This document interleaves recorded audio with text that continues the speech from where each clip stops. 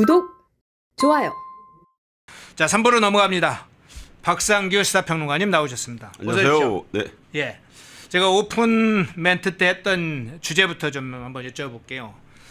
트럼프 대통령이 나토, IP4 이 특별회의에 그때 만일 이 대통령이 참석했다면 아마 국가 간 정상회의도 있었을 것으로 예상되는데, 어쨌든 IP4 회의에 특별회의죠. 정상회의는 참여했지만 특별회의에 불참한다, 보이콧했다, 이렇게 지금 알려졌는데,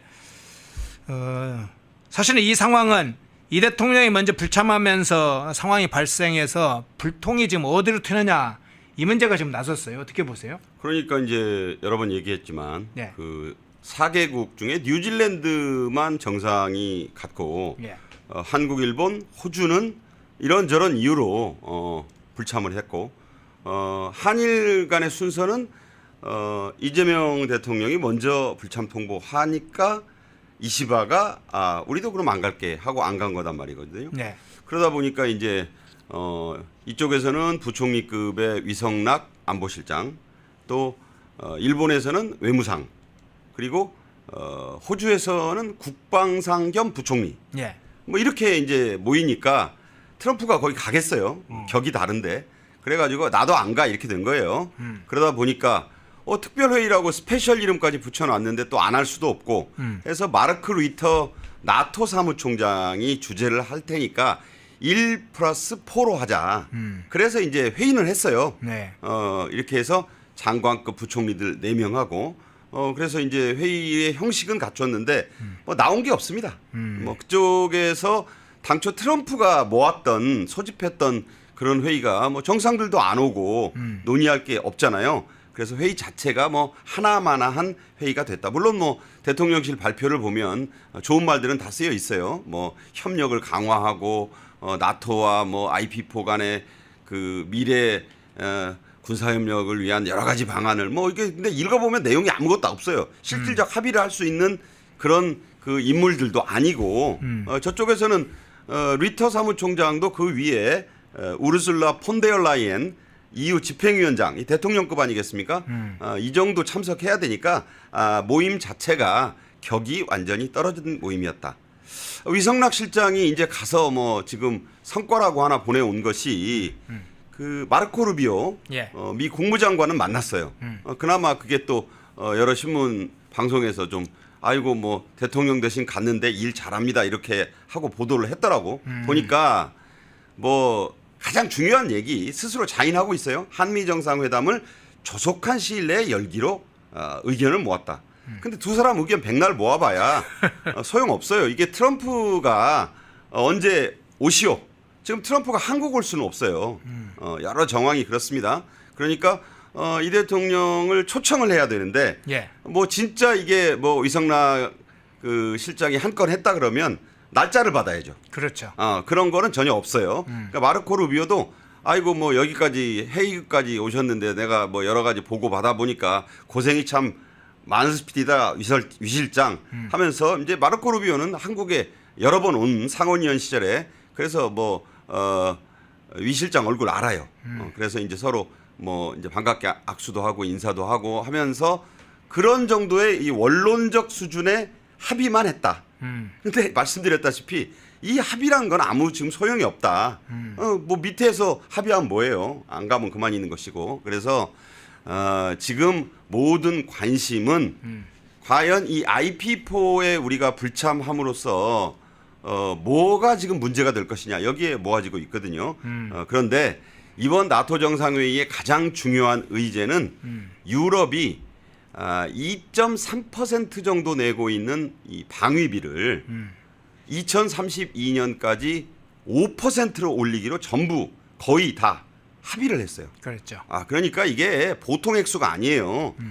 그러니까 우리나라가 한 2% 내고 있어요 지금. 그런데 자 이걸 환산을 해보니까 만약에 우리가 5%로 올려주면 그러니까 5%는 지금 트럼프가 유럽연합의 이 멱살을 거머쥐고 얻어냈다라는 표현이 맞을 정도로 이거 이제 5%라는 숫자는 나와 버렸어요. 그러다 보면 GDP의 5%면 89조 원쯤 더 내야 됩니다. 한국이. 자, 89조 원. 여기에 이것저것 합치면 100조 원이 훌쩍 넘어가요. 물론 당장 내는 것은 아니겠지만 내게 돼 있어요. 유럽연합 기준으로 보면 앞으로 5, 6년 안에 다 올려줘야 돼요. 그리고 이번에 그 트럼프 정부가 그 이번에 그 5% 기준에 한참 못 미치는 스페인을 향해서 콕 집어서 경고를 했어요. 너 그런 식으로 나오면 재미없다.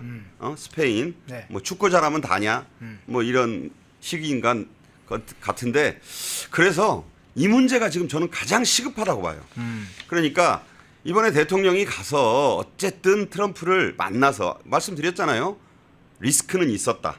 100% 만난다는 보장은 없었다. 그러나 그 김건 그 국민의힘 의원도 지적했듯이 트럼프는 한 50% 확률만 보고 가야 됐었다. 가서 만나고 유럽과도 얼굴을 익혀야.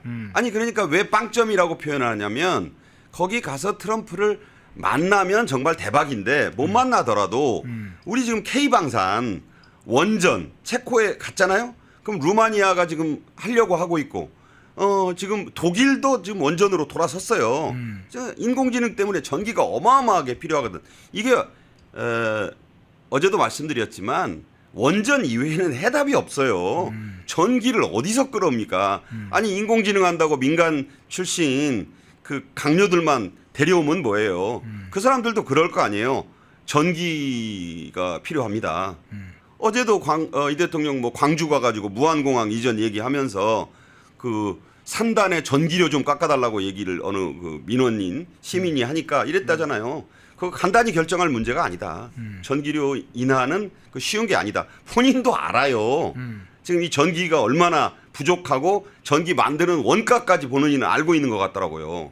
그러니까 그러려면 원전 얘기도 하고 하려면 가야 되는데 이래저래 안 가서 아무것도 얻은 게 없어요. 우리 실장은 뭐 하고 왔나 다 봤어요 지금. 한미 정상회담 빨리 좀 하자고 하는데요. 그래요? 자네가 가서 좀 어떻게 당신이 가서 좀 합의를 해와야지. 그러면 사람 말이야 똑똑한 줄 알고 시켰는데 그 트럼프 약속 하나 못 잡아오고 저는 그럴 것 같아요. 면박만 받을 그런 상이다. 이미 비행기를 뭐 곧 타겠죠? 탔는지도 모르고. 그래서 이 IP4 특별회의에 안 간 것은 이 이재명 정부 초기에 G4 때 못 만난 거는 어쩔 수 없잖아요. 예. 갑자기 중간에 뭐 회의하러 가버렸으니까. 그러나 이번에는 온다 그랬으면 좀 그 체면이 상하더라도 일정을 바꿔서 난 갔어야 된다고 봐요. 예. 이 나토 정상회의에. 그래서 어쨌든 트럼프와 그 만났어야 된다. 그래서 얼굴을 익혀야 그 다음번에는 또 이제 처음 뵙겠습니다가 아니라 저번에 뭐 만났는데 건강하시냐 이렇게 이제 정상 외교가 갈 수 있는 거 아닙니까? 근데 아무런 한미 정상회담에 대한 얘기는 지금 나오지 않고 있어요. 예. 그러면 앞서 이제 트럼프 대통령 만나면 100점이다. 뭐 못 만나더라도 50점을 얻는다. 안 가서 빵점이다. 이게 이제 김건 의원의 발언도 이야기를 해주셨는데 예. 사실은 G7 정상회의와 나토 정상회의를 이재명 신정부가 중요한 한미 관계나 국제 외교의 중요한 계기로 지금 생각해 왔잖아요. 그렇죠. 근데 G7 정상회의는 어쨌든 뭐 인사 차원에서 했다고 치고 나토 정상회의에 불참하게 되면서 이재명이 세운 이 플랜 이게 일단 전체적으로는 어그러졌고 새롭게 한미 관계 정상회담 이 문제도 새롭게 정리해야 될 상황으로 봐야 되겠네요. 저는 오늘 사실 그 말씀에 대한 답을 우회적으로 드리자면 네. 정용진 신세계 회장이 네. 그 트럼프 대통령과 그 장남인 트럼프 주니어가 그 주도하는 그 모임이 있어요. 네. 제가 뭐 영어로 된 모임 이름까지는 모르겠는데 거기에 아시아 지역 회장을 좀 맡아달라는 부탁을 받았다. 네. 이런 보도가 나왔어요. 거기가 그 회비가 한 10만 달러 된대요. 네. 한 1억 5천만 원을 회비로 내야 된대요. 어마어마한 한 200명 되는 그 사람들의 모임인데 이 모임이 아주 대단한 모임이라고 합니다. 그런데 우리나라에서는 정용진 회장이 그 여러 번 마러라고 리조트 왔다 갔다 하고 장남 초청해서 뭐 같이 자기 사저에서 밥도 먹고 하지 않았습니까? 뭐 골프도 치고. 아니 차라리 이 정 회장을 한미 정상회담의 메신저 역할을 뭐 특사로 맡기면 보내요? 아니 저는 뭐 어떤 방법이든 동원해가지고 빨리 지금 한미 정상회담을 이끌어내야 되지 않느냐. 지금 이 정부 안에는요. 네. 트럼프 진영, 마가의 트럼프 진영과 정말 1대1로 뭔가 이야기를 해서 얻어낼 수 있는 그런 사람이 안 보여요. 뭐 이종석, 정동영 후보자, 조현 후보자 이런 사람들 전혀 그쪽에 인맥이 없어요. 그 대통령은 뭐 진짜 트럼프는 그 텔레비전으로만 본 사람 아닙니까?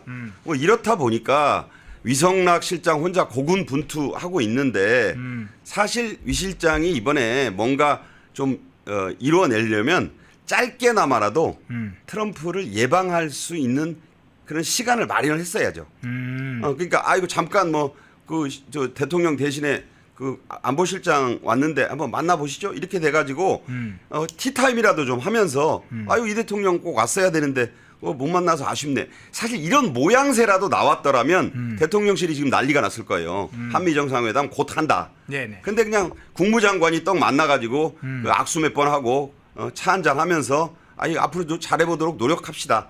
이게 이번 IP4에 가서 얻고 온 성과의 전부가 아니냐. 그래서 참 발등에 불이 떨어졌는데 네. 우리가 참 한가하다.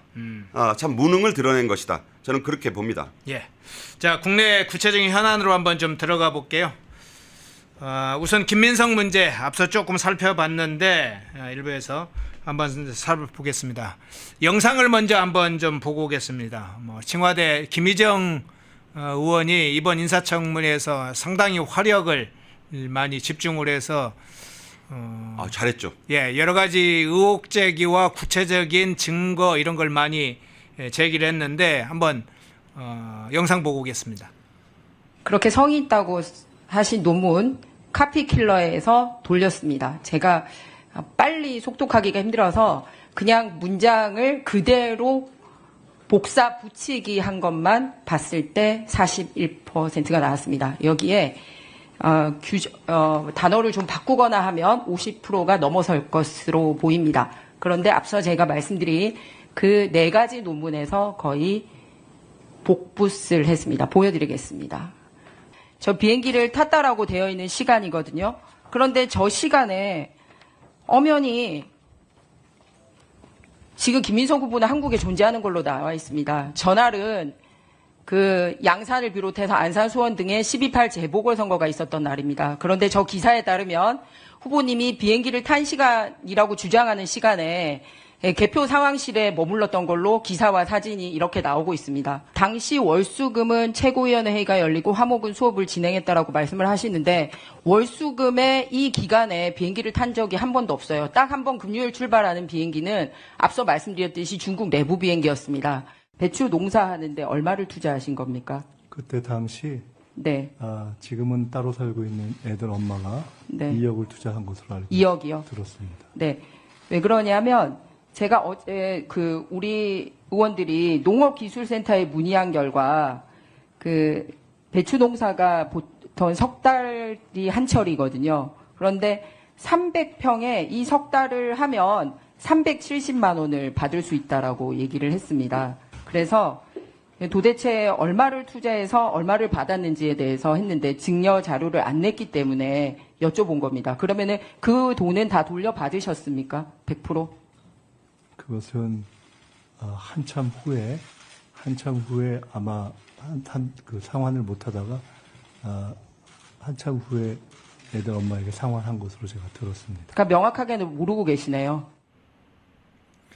예, 저 장면 봤는데요. 그 중에는 의혹을 구체적으로 저희가 일부는 확인된 거 있고 그런데 어떻게 보셨어요? 이번 청문회의 국힘 위원들 가운데 예. 1위가 이제 주진우 의원이라고 하는 분들이 많은데 네. 주진우 의원도 잘했어요. 네. 저는 개인적으로 김희정 의원이다. 저기 그 싱크 그러니까 저 녹취에는 안 나왔지만 김희정 의원이 이번에 진짜 한 건 한 것은 그 전부 김민석 돈 문제, 김민석 무자료, 김민석 면죄부 뭐 이런 것만 있었잖아요. 이틀도 채 못했고 어제 오후 4시 반에 끝났어요. 사실은 예. 자료를 뭐 낼 것도 없고 본인이 아무것도 안 내니까 그래서 무자료가 나오는 거예요. 무자료란 말이 원래 어디 쓰이냐면 주류 이 술 팔 때 세금 안 내려고 무자료 술 거래하는 거 이거 폭력 조직과 연계된 그런 술 거래할 때 나오는 아주 안 좋은 말이거든요. 그러니까 무자료 총리 저는 참 듣도 보도 못한 앞으로 더 이상 국무총리 후보자 청문회가 이 이하로 떨어질 수는 없다. 최악의 바닥을 친 모든 면에서 최악의 기록을 다 세워버렸다 이미 이렇게 말씀드리고 그나마 한 줄기 과연 김민석이가 돈 문제 뭐 엉망이고 또 뭐 논문 그런 건 아까 그 정 변호사도 얘기하던데 정 변호사는 뭐 좋은 학교 나와가지고 15년 전에 논문 다 절했어요 하던데 저도 웃었어요. 예. 사실 칭화대가 1년짜리 법학 석사 논문 줄 자격이 없는 대학이라는 거에는 저도 동의를 합니다. 그러니까 그걸 굳이 41%가 뭐 중요한 건 아니고요. 김희정 의원이 왜 잘했느냐? 우리나라 올해 예산 규모 아세요? 그러니까 김민석이 뭐라고 답합니까? 정확한 숫자까지 말해야 합니까? 그래서 난 말할 줄 알았어요. 그게 예. 답이야. 예. 내가 두루뭉술하게 안다. 그럼 두루뭉술하게 알면 몇백 몇십억 단위까지는 조까지는 나와야 되잖아요. 저는 한 670조다 이 정도는 얘기할 줄 알았어요. 아이 그거는 저 중학생도 알아요. 네. 그런 정도를 정확한 숫자까지 그럼 뭐 나는 속으로 아이고 그래도 공부 좀 했는가 보네 해가지고 1000단위까지 1000원 단위까지 나올 줄 알았어요. 네. 근데 그거는 일단 모른다는 셈으로 됐고 자 GDP 대비 대한민국 국가 채무 비율이 얼마인 줄 아세요? 글쎄요 한 20-30%쯤 됩니까? 반문을 해요. 네. 48%에서 지금 이재명 정권 하는 대로 놔두면 49% 후반까지 가서 재정 건전성의 그 소위 범람 수위 50%에 그냥 그 딱 닿습니다. 아니 그 정도는 얘기를 해야 될 거 아니에요. 그 답변을 송곳같이 한 사람이 누구냐? 김희정 의원이에요. 그러네요. 지금 그리고 그 자꾸 애들 엄마 하는데 그 KBS 아나운서였던 김자영 씨 얘기하는 거예요. 네. 김자영 씨가 그 아들 학비니 뭐 그 이전에 그 청심 국제고 그 비싼 1년에 수천만 원씩 하는 학비니 합쳐서 한 2억 원 다 냈다잖아요. 네. 그래서 그걸 좀 아니 그럼 부인을 좀 전부인 나오셔라고 해서 듣자니까 폐륜이라고 막 뭐라 쳐붙였잖아요. 아니 그게 왜 폐륜이 되나요? 그래서 좋아 그것까지는 뭐 가족까지는 안 건드려야 한다는 말을 또 국민의힘 측에서 수용해서 그냥 자료만 내면 안 되느냐? 그건 자료도 안 냈어요. 그러니까 자꾸 애들 엄마 핑계를 대면서 급기야 무슨 얘기 나옵니까? 배추농사 얘기 나오잖아요. 그랬죠. 근데 처음에 애들 엄마가 그 김자영 씨가 내줬다고 지금 주장하는데 처음에는 뭐라 그랬느냐? 전세보증금 뺏어냈다 그랬어요. 2억 원을. 그러면 자기는 미국 유학을 가고 김자영 씨는 전세보증금 빼서 그 배추농사 투자하고 그 부인은 어디 가서 살았나요? 그러면 전세보증금 빼주면 그럼 자기 그 친정으로 가서 살았나요? 자꾸 이런 거 물으면 이거 폐륜인가요? 자 이런 부분에 대해서 정확하게 지적을 했다는 점. 그래서 아까 그 이 두 장면에도 보면 실실 쪼개면서 뭐 죄송합니다 방송 용어 아닌데 실실 웃으면서 그 여유 있는 태도를 보이던 그 김민석이 바짝 긴장해요. 한번 당해봤거든 첫날 그 GDP 때문에 망신 당했고 그게 사실 이번 청문회를 통틀어서 김민석은 대한민국 국무총리 자격이 전혀 없구나라는 걸 다른 어떤 사람보다도 입증한 그 촌철살인이었어요. 네. 그 점을 그 김희정 의원이 이끌어냈고 배추농사 그 전세보증금 얘기는 안 하고 애들 엄마가 내줬나요? 그러니까 아마 그 한참 뒤에 어쩌고 저쩌고 그래서 내줬다는 거예요. 그러니까 네 말을 거의 못 하잖아요. 그러니까 이런 식의 그 궁색한 지경으로 몰렸다. 그리고 석 달에 370만 원 정도 받는 게 시장 시세라 그러잖아요. 예. 그러면 매달로 나눠보면 한 120만 원 2억 투자하고 받으면 잘 받는 건데 450만 원을 받잖아요. 나도 좀 알려주세요. 나 돈 2억 어디 좀 갖다가 김민석 그 투자한 데다 내고 좀 형편 좀 펴보게. 예. 이런 말도 안 되는 답변을 고속으로 몰아붙인 그것이 아주 탁월했다. 그리고 끝으로 소위 부재자 증명이라고 알리바이라 그러잖아요. 네네.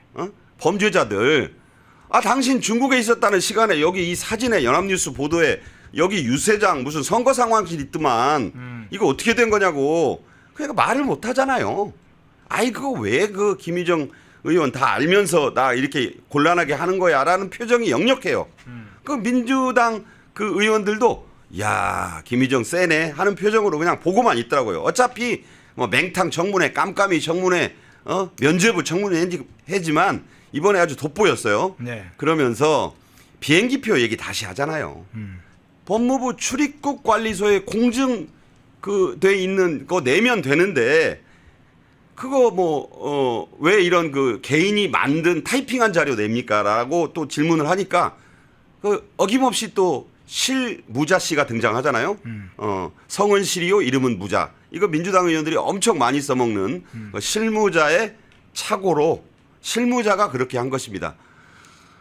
대체 우리가 이런 짜증나는 이런 국격에 안 맞고 국민들을 창피하게 하는 청문회를 이틀이나 봤어요. 근데 그 청문회마저도 어제 점심 먹고 나서 사실상 산회했어요.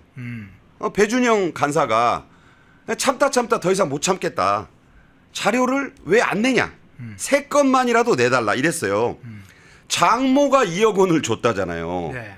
2억 원이 아니라 200만 원이면 아이고 그거는 뭐 내가 자료가 없네요. 그러지만 2억 원이에요. 2억 원.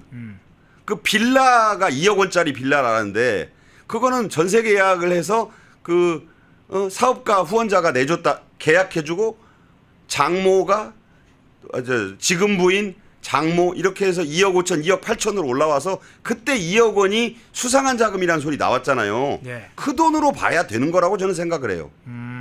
그 돈이 어디 가서 갑자기 할머니가 그분이 거의 90줄 가까운 할머니실 텐데 그분이 뭔 2억을 옛소 사위 이쁜 내 사위 앞으로 총리될 사위니까 내가 내 돈 쌈짓돈 줄게 하고 줄 수 있는 돈입니까? 그 장모 돈 2억 원에 그 자금 흐름 출처를 좀 대달라. 당연한 요구 아니에요? 당연한 요구인데 그거 안 내고 그거 자료를 내달리니까 민주당이 이렇게 합의 안 되는 자료는 못 줘요 하고 위원들과 함께 버텼어요. 그러니까 배준영 간사가 4시 반에 아예 다 나갔습니다. 그러고 나서는 기다리는 거예요. 민주당 의원들은. 돌아와요 부산항. 그러니까 그 유명한 대중가요 유행했던 대중가요 가사가 생각나는 말이 돌아오지 않습니까? 못 간다고 전해라가 아니고 예. 못 낸다고 전해라. 그러니까 그냥 어영부영 자정을 넘겨서 역사상 최악의 최저 수준의 이 면죄부 맹탕 깜깜이 청문회가 그냥 끝난 겁니다. 저는 더 이상 이런 청문회를 왜 해야 하나. 민주당이 지금 법을 고치자고 자꾸 얘기하는데 법을 고치려면 제대로 고치세요. 이거 2005년에 노무현 정부 때 생색내기용으로 만든 인사청문회예요. 미국 상원처럼 의석을 가진 당이 인준표결 해가지고 그 부결시킬 수 있어야 돼요. 그러니까 지금은 민주당이니까 그래 민주당이 언제까지나 국회 다수당이겠습니까? 앞을 보고 대한민국의 미래를 보고 대통령의 인사청문회 이 요청권을 실질적으로 견제하는 제대로 된 청문회법을 만들어야 돼요. 그래서 국회에서 표결해가지고 청문위원들 표결해가지고 무기명 표결해가지고 미국 상원처럼 떨어뜨려야 된다. 국무총리도 떨어뜨리고 장관도 떨어뜨려야 된다. 이 말씀을 드립니다. 그냥 어영부영 이번에 그냥 또 민주당 위주의 그런 그 생색내기용 그 개정에 그친다면은 하나마나한 소리가 되고 말 것이다. 저는 김민석 청문회 정말 실망했습니다. 예.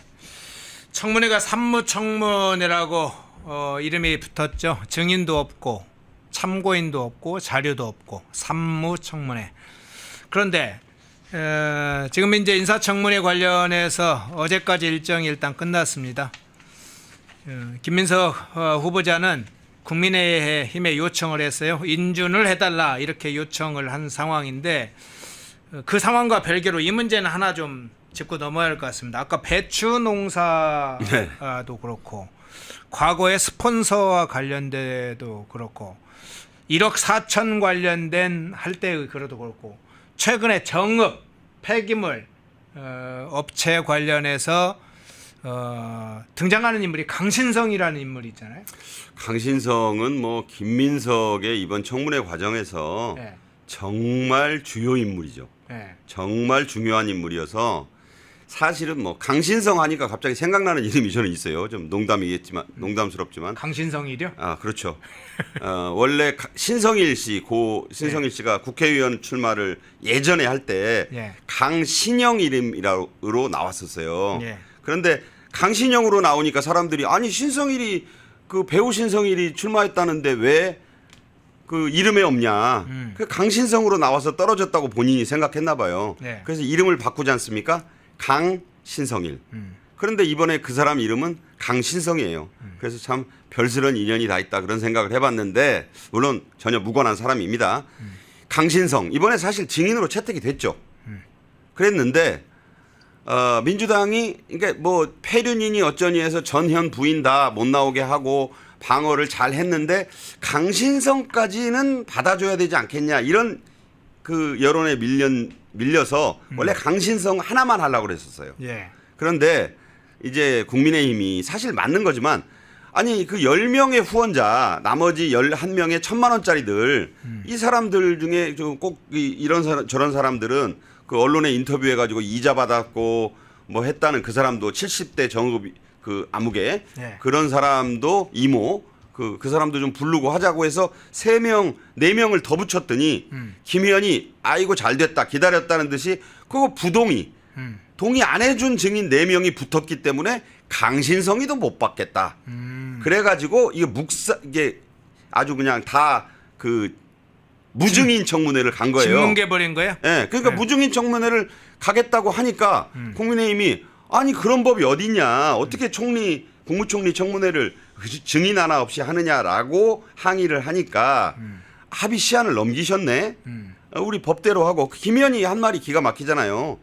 아 민주주의의 최대 원칙은 다수결 아니냐. 그 합의가 안 되면 표결로 합시다. 아, 준비가 된 카드예요. 아 뭐 모든 거 나오면 마음에 안 드셔? 표결로 합시다. 뭐 이런 거예요. 그러니까 국민의힘 소속인 이종배 청문 특위 위원장이 아이 그런 식으로는 못 해준다. 나는 그러면 표결을 할 수 없다. 이러니까 그 위원장님이 뜻이 그러하시다면 표결 않고 종료된 걸로 합시다. 그래서 증인이 빵명이 된 거예요. 예. 그러니까 강신성이라도 사실 불렀어야 이번 청문회가 최소한의 절차적 정당성을 주장할 수가 있다. 자, 이제 인사청문회가 이제 끝났죠. 그러니까 지금 국민의힘은 민주당은 뭐라고 하고 있냐면 빨리 청문 보고서 채택해 달라는 거예요. 그러니까 국민의힘이 해주겠습니까? 그러니까 또 김현 간사가 아니 그러면 위원장님 빨리 그 특위 소집 다시 전체회의 소집해가지고 뭐 민주당 국민의힘은 들어오든 말든 다수결로 채택해서 빨리 보고서 넘깁시다 이러니까 이종배 위원장이 표결도 나는 할 수 없다. 내가 저번에도 표결 안 한다고 했는데 이런 엉망 청문회를 내가 표결하는 기록을 남길 수 없다 해가지고 청문 특위위원장도 지금 거부하고 있어요. 그러면 이게 어떤 효과가 있느냐? 물론 통과시킬 수는 있어요. 다수 의석을 가졌으니까 167석의 민주당만으로도 얼마든지 가능하고 황운하가 들어왔으니까 조국 혁신당이라든가 기타 좌파 우당들이 합치면 그냥 무난히 통과가 되겠죠. 자, 중요한 것은 그 절차적 도덕적 정당성을 상실하게 되는 거예요. 자, 그러면 이제 남은 절차는 뭐냐? 우원식 국회의장이 이 직권으로 청문 보고서를 채택할 수 있어요. 예. 직권으로 한 뒤에 대통령에게 보내요. 그럼 대통령 아마 뭐 거의 탁구 치듯이 보낼 거예요. 그럼 그럼 와가지고 본회의 표결 자기들끼리 또 하는 거예요. 네. 그러면서 여당은 완전히 동의 절차의 후반부에서 물러나는 사실상의 보이콧을 하는 겁니다. 자, 그러면 그들만의 총리, 더 쉽게 말해서 민주당만의 총리가 되는 거예요. 그렇게 해서라도 이번 청문회는 엉망진창이었다는 역사적 기록을 남기겠다는 것이 국민의힘의 의도입니다. 한 가지 여기서 말씀드리고자 하는 것은 국민의힘도 솔직히 별로 잘한 게 없어요. 좀 치열하지 못했다. 돈 문제하고 자료만 내라고 을러댔지. 김희정 의원 조사 꼼꼼히 했더라고요. 네. 연합뉴스 옛날 사진도 보고 청와대 그 비행 기록도 하나하나 점검하고 나머지 의원들도 좀 그렇게 했어야 될 거 아니에요. 네. 오늘 아침에 보니까 김성태 전 민주당 의원이 뭐 종편에 나와서 그런 얘기를 합니다. 뭐냐면 자기도 뭐 의원 오래 했으니까 인사청문회법도 발의를 했었다고 하고 그럼 청와대 누가 하나 출장 갔어야 되는 거 아니냐. 가서 정말 26일 머물렀고 김희정 의원의 말대로 4일밖에 이 1년 동안에 온 기록이 확인이 안 되는데 이러고도 그 한국의 어떤 정치인에게 법학 석사 학위를 줄 수 있는 대학이냐 당신은 그 기록을 좀 보여다오. 옛날에 그 최순실 사태 때 막 미국 뭐 가가지고 미국 어디 그 남의 집에도 막 들어가고 캠프에도 막 들어가고 그랬었잖아요. 자료 구하겠다고. 자 그런 결기와 그런 치열함이 이번에 국민의힘에는 좀 안 보였다. 그래서 맹탕이라는 그 청문회의 오명은 국민의힘이 한 80%는 져야 된다. 이번에 좀 무기력했어요. 그 점은 좀 지적해야 된다. 좀 세게 붙어야죠. 주진우는 주진우대로 법률 가지고 혼자 싸우고 김희정은 아주 저렇게 또 차분하고 논리적으로 몰아붙였으면 그 곽규택 의원이라든가 나머지 의원들 존재감이 좀 약했어요. 네. 중국 출장 그 중국 얼마 안 걸리잖아요. 김민석은 뭐 아침 회의 마치고도 한 달에 열 몇 차례씩 왔다 갔다 했다고 하는데 몇 차례씩 1년에 뭐 몇 차례 26번 왔다 갔다 하는데 그런 모습이 전혀 안 보였던 것은 국민의힘에도 뭔가 일침을 가해야 되는 대목이다. 그렇지만 99%는 민주당의 잘못입니다. 예. 99%의 책임, 국민의힘의 책임 문제도 같이 이야기를 해주셨네요. 자, 정동영 문제로 한번 좀 넘어가 볼게요. 김민석 이야기가 나온 김에 정동영 태양광 사업 문제로 지금 논란이 벌어졌습니다. 통일부 장관 후보자죠. 주로는 이제 남북관계 문제나 통일부의 어떤 향후 방향 문제로 제기될 걸로 봤는데 의원 여러 번 했으니까 뭐 다른 사생활 문제 뭐가 있을까? 과거의 노인 발언 뭐 이제 그런 건 다 이야기가 알려졌는데 새로운 게 뭐가 있을까 했는데 태양광 사업 관련해서 논란에 휩싸였네요. 어떤 내용인가요? 동아일보가 단독 보도했어요. 예. 동아일보가 모처럼 이재명 정부를 좀 모처럼이네요. 아주 오랜만에 예. 저는 뭐 아주 오랜만에 한 건을 했다. 뭐 이렇게 평가합니다. 내용이 아주 구체적이어서 믿지 않을 수 없는데 그 정동영 씨의 부인이 네. 그 대선 후보도 나왔었잖아요. 그때의 그 부인이 민혜경 씨라고 이름이 또 혜경이에요. 네네. 한 사람은 김혜경, 이쪽은 또 민혜경입니다. 네. 그 부인이 대표이사로 있고 또 두 아들 그 MBC LA 특파원을 할 때 아들들을 아주 그 학비 많이 드는 사립 그 고등학교 보내고 또 스탠포드를 졸업시키고 그래서 그때도 사실 논란이 있었어요. 뭔 돈으로 그거 했느냐. 원래 정동영 의원은 원래 옛날에는 전라북도 순창에 그 면장도 하고 식산은행 간부도 일제 때 했던 분의 그 아들인데 부친이 사망하고 또 두 형도 6.25 때 사망을 했어요. 그래서 원래 셋째 아들인데 장남이 됐어요. 그래서 가세가 급격히 기울었죠. 그래서 어머니가 뭐 대선 후보 때 그 청계천 토목시장에 삭바느질 하던 데서 그 대선 후보 첫 유세를 시작할 만큼 어려운 시기를 서울대 국사학과를 다니면서 보냈습니다. 그리고 나서 이제 MBC에 들어갔고 MBC에서는 뭐 기자보다도 연말에 그 지역 유지들하고 전라북도 인사들에게 연합장을 MBC 기자 정동영 해가지고 300~400장씩 썼다는 일화로 유명한 그런 아주 뼛속부터 정치인이었습니다. 네. 기자보다는 정치인이었다. 그 부인 민혜경 씨가 교장집 딸이에요. 그래서 숙명여대 나왔는데 그분이 그 전주에 가면 지금도 한옥마을에 아주 큰 아람들이 느티나무가 있어요. 네. 그 집이 민교장집 집입니다. 제가 전주 출신이라 환하게 알아요. 그런데 그 당시에는 그 숙대 다니던 그 민혜경 여사의 기숙사에 정동영 의원이 꽃 들고 와가지고 그 밑에서 세레나데 부르고 했다고 자기가 자서전했었어요. 진달래꽃 아저씨인가 뭔가 뭐 제목은 모르겠습니다만 그렇게 해서 근데 결혼을 반대했어요. 여러 가지 그 뭐 옛날에 잘 나갔는지 모르지만 지금은 뭐 무일푼에다가 사상도 좀 그렇고 뭐 등등 뭐 싫어했다나 봐요.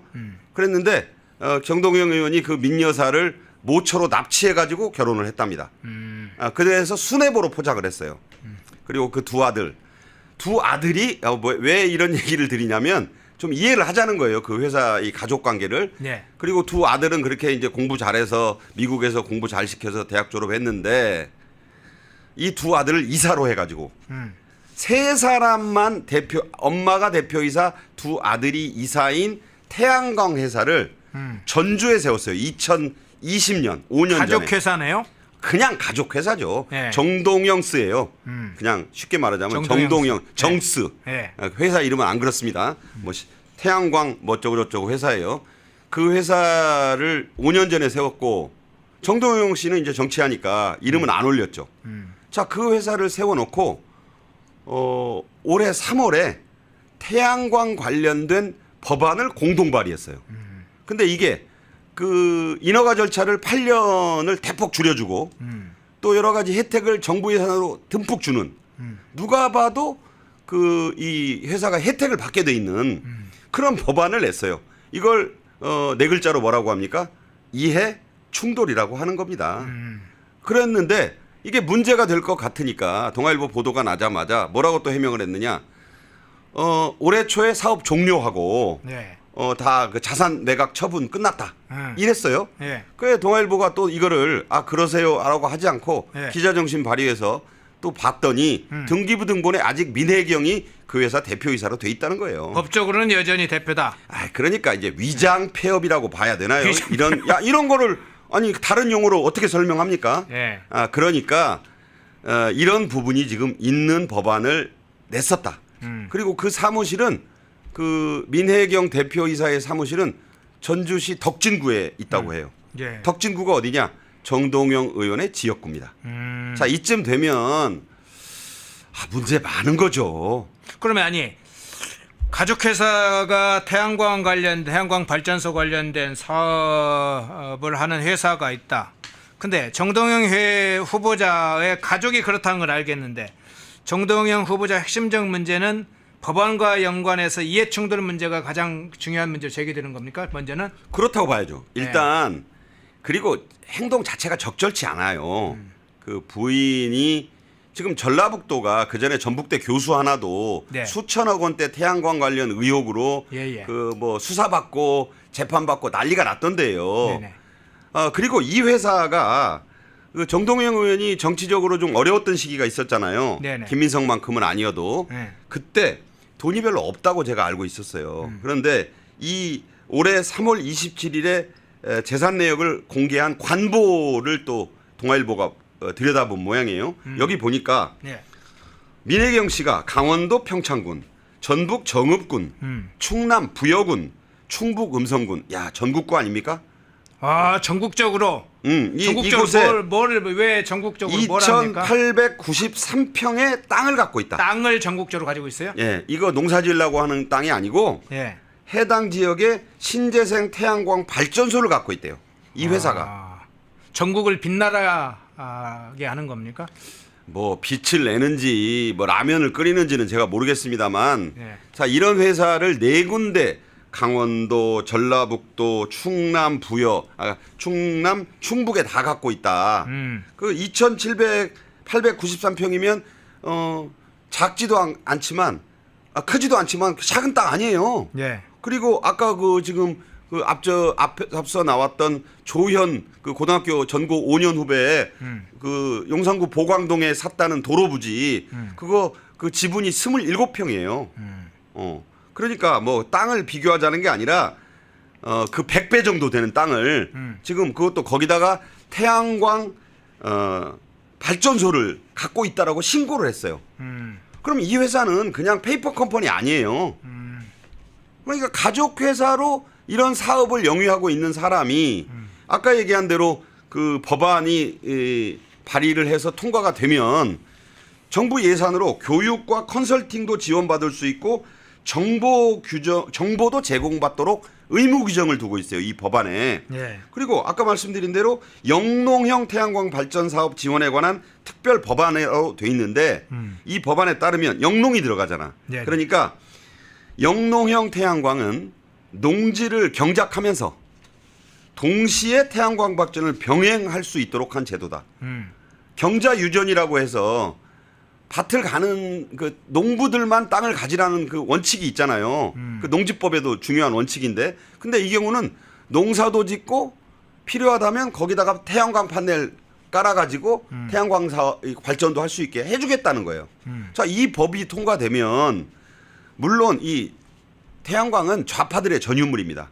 허인회도 이거 했고, 제가 아는 제 운동권 그 친구도 이 태양광 사업에 지금 부지런히 뛰어다니고 있어요. 네. 그래서 그냥 여러분도 생각하실 때, 이게 그 진보 인사라고 하는 사람들은 태양광을 아주 좋아합니다. 주요한 수입원으로 생각하나 보군요. 그렇죠. 그러니까 그 운동권 출신들이 이거 많이 해가지고 문재인 정부 때 그 탈원전 하면서 엄청 심한 말로 해먹은 사업이고요.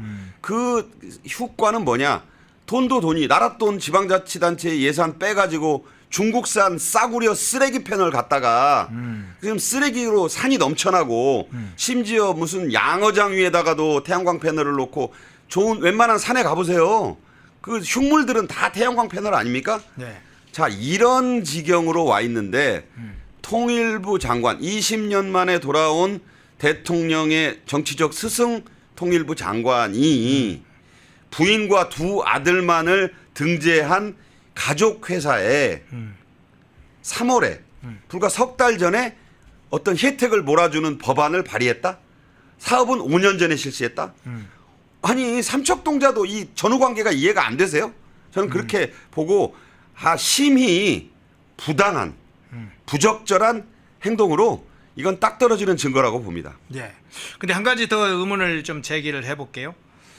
통상적으로 농지를 이렇게 소유한 분들 중에 이상한 행적들이 좀 있는 경우가 있잖아요. 네. 경작은 하지 않는데 농지를 소유하는 경우도 있잖아요. 그렇죠. 근데 이번의 경우에는 태양광 통해서 수입도 짭짤이 챙기고 경작을 하지 않으면 여러 가지 법적으로 문제가 생기는데 전북의 일대 정읍이나 뭐 김제 전주 일대만 아니라 전국 강원도 충남 충북 다 가지고 있다는 건 과거에 그런 땅들을 가지고 있는 사람들을 보면 뭔가 그 지역이 부동산 개발되거나 국책 사업이 있거나 뭐 이런 경우에도 땅을 미리 소유하는 경우도 있잖아요. 그렇습니다. 그러니까 이 경우는 꼭 먹고 알 먹고 꼭 먹고 알 먹고 꼭 먹고 알 먹고 법이에요. 농지로도 쓸 수 있고 네. 뭐 수륙 양용입니까? 농지로도 쓸 수 있고 양서류예요. 이거 개구리입니까? 물속에서도 살고 농사도 지을 수 있고 태양광도 할 수 있고 그걸 또 나라에서 돈으로 대주고 네.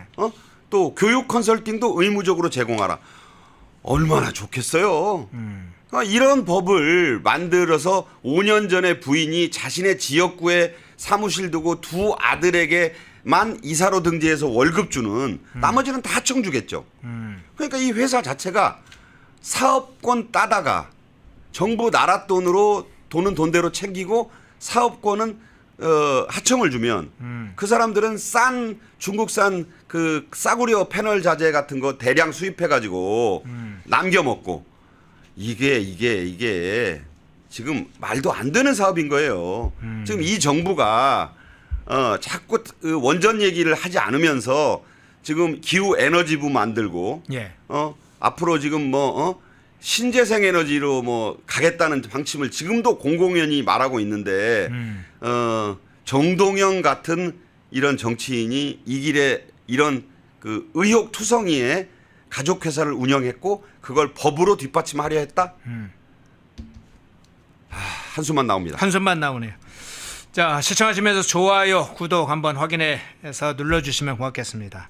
자, 근데 또 다른 인물 한 명을 좀 다시 소환을 해보겠습니다. 유시민을 한번 소환을 네. 해볼게요.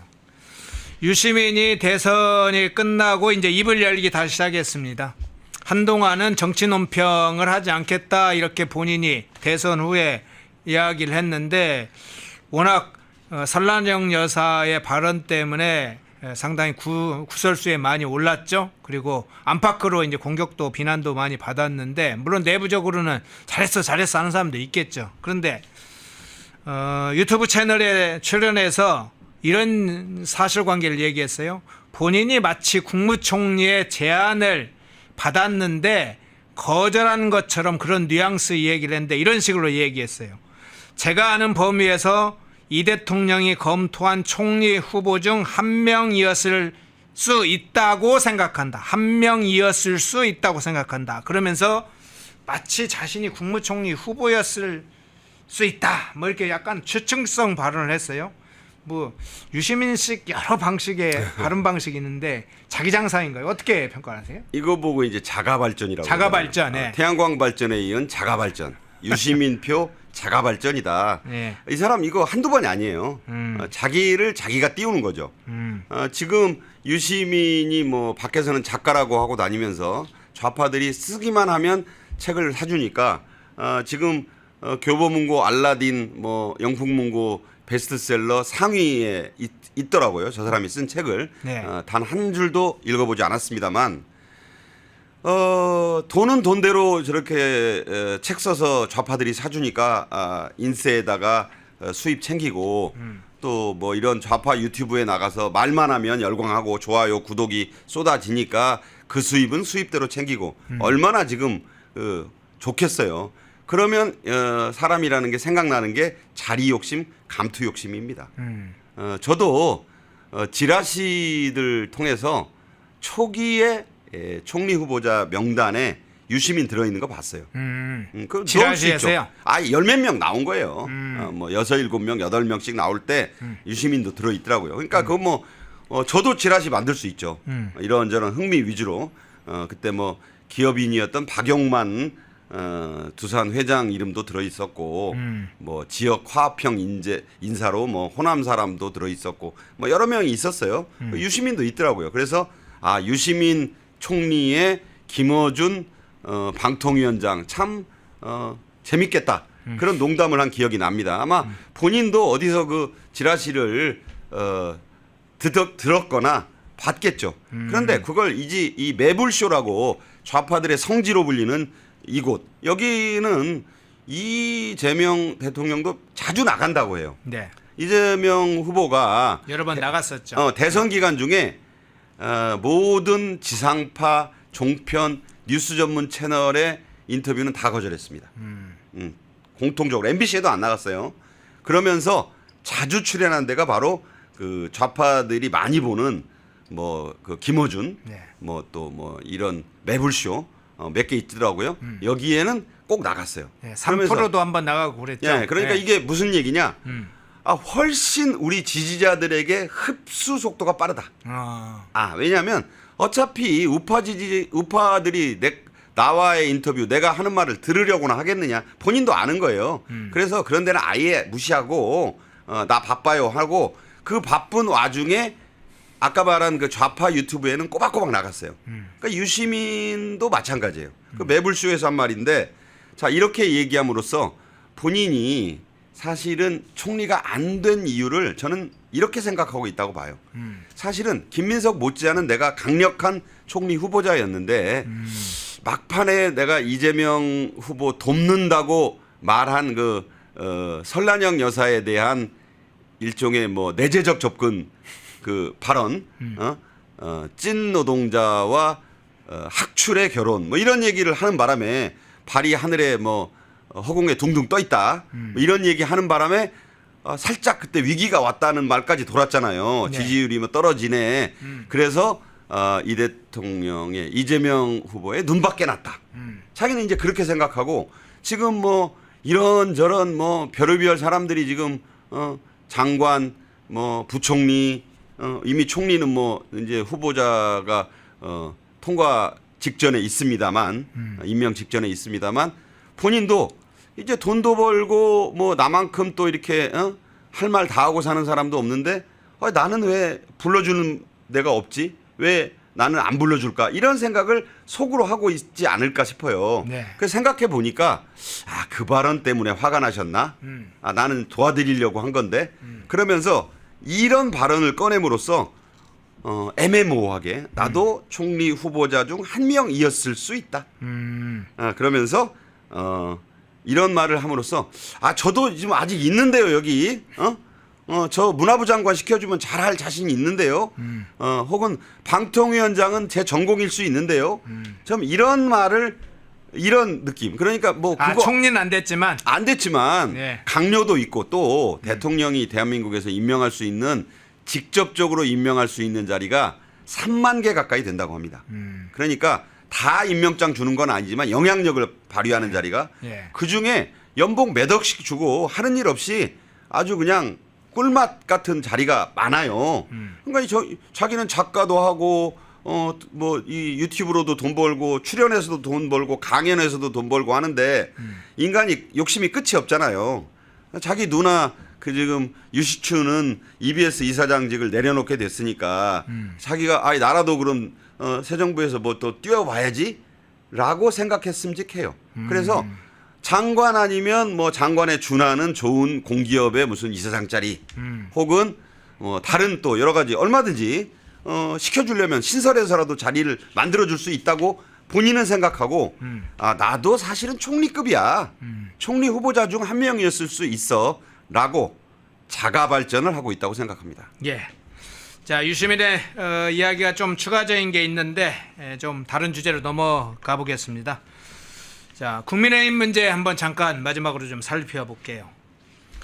김용태 비대위원장 임기가 이달 말까지입니다. 그런데 국민의힘 내부에서는 김용태 위원장 임기 연장하지 말자. 송원석 원내대표가 비대위원장을 겸임하는 게 어떤가 뭐 이런 이야기들이 많이 나오고 있는데 이 부분은 어떻게 일단 평가를 하세요? 저는 네. 비대위원장 체제가 지겹지도 않냐고 되묻고 싶어요. 예. 지금 비대위원장이 세다 말았는데 10명에 육박하고 있어요. 아니 정상적인 당이 대표가 많아야지 왜 비대위원장이 이렇게 많아요. 지금 뭐 비대위원장 안 한 사람은 국민의힘에서 팔불출 소리 듣게 생겼어요. 4선 5선 넘었는데 당신도 했어? 비대위원장 한 번도 못 해보고 팔불출이네. 기준이에요, 기준. 비대위원장 했냐 안 했냐? 네, 그런 정도로 이게 흔해 빠졌다. 예. 자, 송원석 원내대표는 경북 김천 출신으로서 이번에 영남 자민련 소리를 듣는 국민의힘의 TK 소위 이제 남아있는 친윤계의 전폭적 지지 예. 60표를 얻어서 무난히 당선이 됐습니다.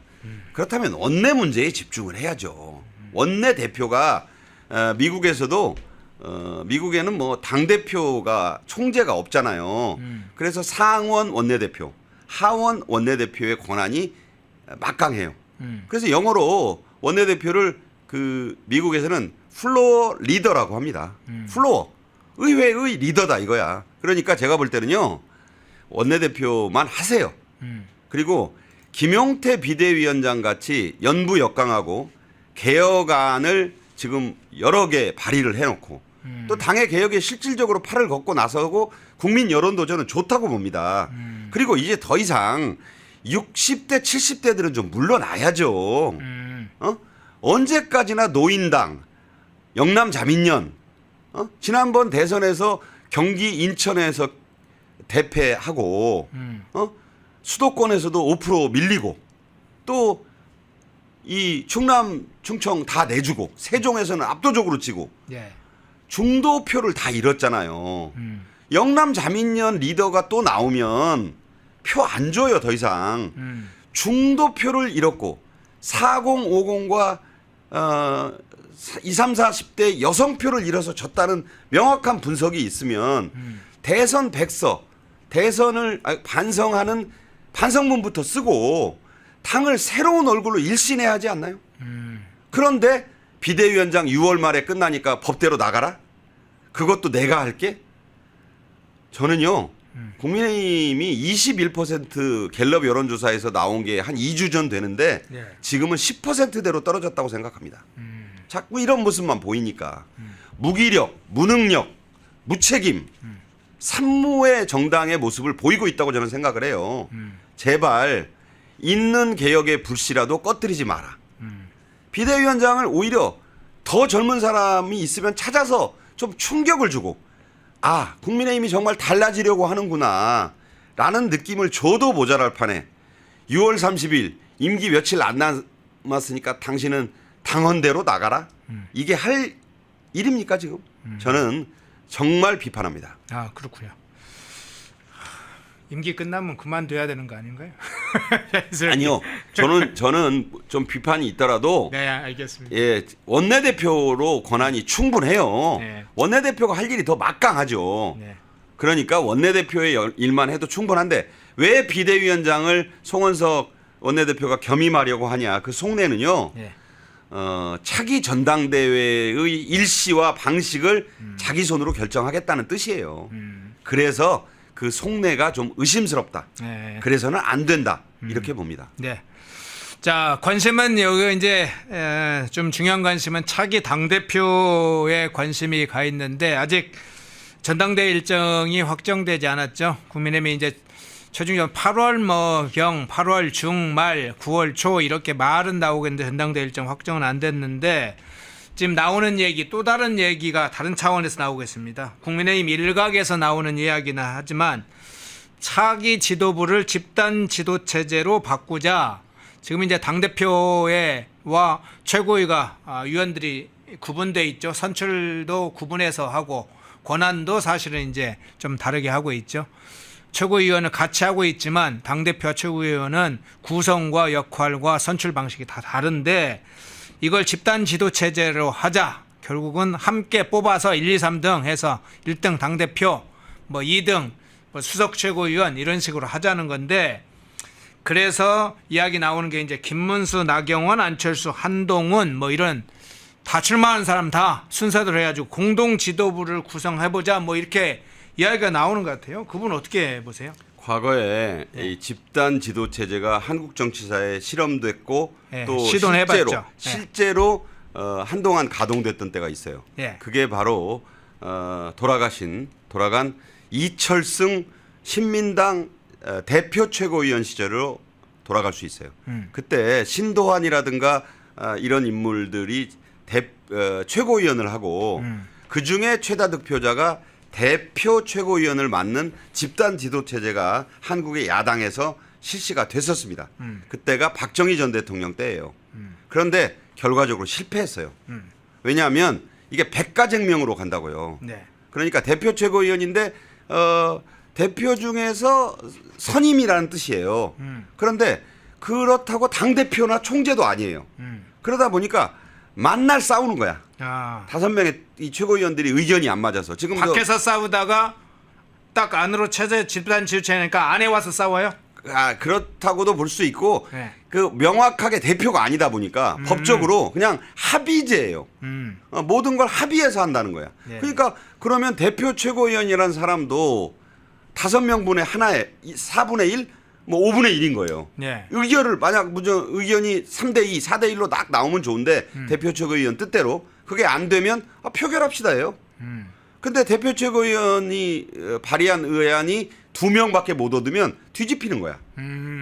이게 집단 지도 체제의 맹점이고 약점입니다. 네. 그래서 김문수, 나경원, 안철수, 한동훈 뭐 이렇게 해서 집단 지도 체제를 만들자는 건데 로마에도요. 이 과두정이라는 게 있었어요. 네네. 아시죠? 그렇죠. 몇 명이 이 삼두 정치 이런 게 그런 건데 안 돼요, 그게.